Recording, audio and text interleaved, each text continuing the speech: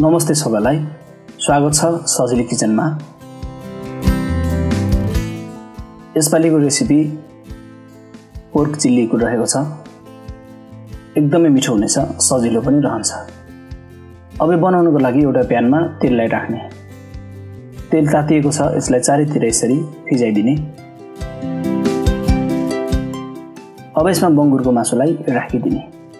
यो बङ्गुरको मासु चाहिँ बोइल गरेर पहिले नै तयार गरिसकेको थिएँ। यसमा छाला, बोसो र मासु तीनटै प्रकारको भागहरू रहेको छ। यसरी छोपेर अनि निकालिदिने। अनि जबसम्म मासु राम्रोसँग रातो हुँदैन तबसम्म चाहिँ यसलाई छोप्दै पकाउँदै रहने।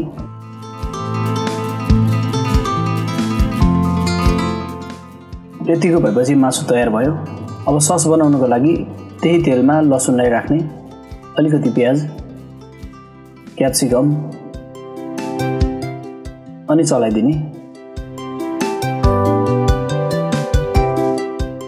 अब यसमा हरियो खुर्सानी राखेर यसलाई पनि मिलाएर चलाइदिने।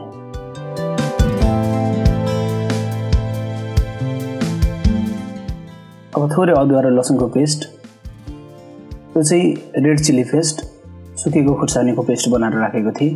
यदि भएन भने धुलो खुर्सानी राख्दा पनि हुन्छ। अनि यसरी चलाउँदै सस तयार गर्दै रहने। अब यसमा टमाटर राख्ने। टमाटर चाहिँ भित्रको गुदीको भागलाई मैले निकालेर राखेको हुँ।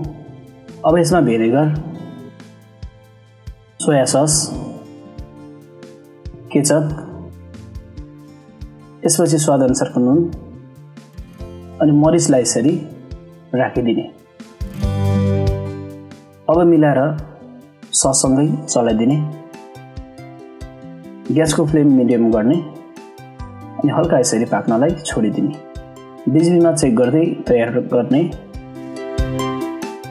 रेतीको तयार भएपछि अघि फ्राई गरेको बङ्गुरको मासुलाई राखिदिने अनि यो ससमा राम्ररी मिलाएर चलाइदिने।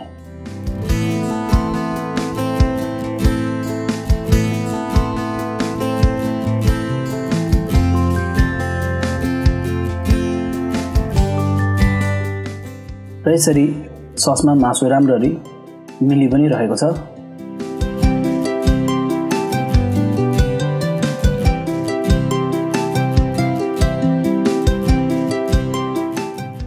राम्ररी चलाइसकेपछि अब धनियाको पात राखिदिने अनि चलाइदिने।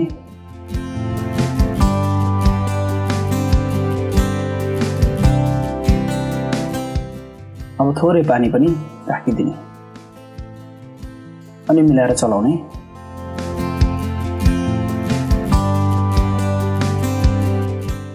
र यसरी लगभग हाम्रो पोर्क चिल्ली तयार हुन थालेको छ।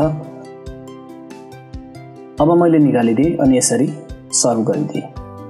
अति नै स्वादले भरिपूर्ण भएको र बनाउनको लागि निकै नै सहज यो पोर्क चिल्लीको रेसिपी तपाईहरुलाई कस्तो लाग्यो? यदि आजको यो रेसिपी मन पर्यो भने यो भिडियोलाई लाइक, शेयर गर्नलाई नभुल्नुहोला। फेरि हामी मिल्नेछौँ अर्को नयाँ र मिठो नेपाली रेसिपीहरुको साथमा। तबसम्मको लागि नमस्ते।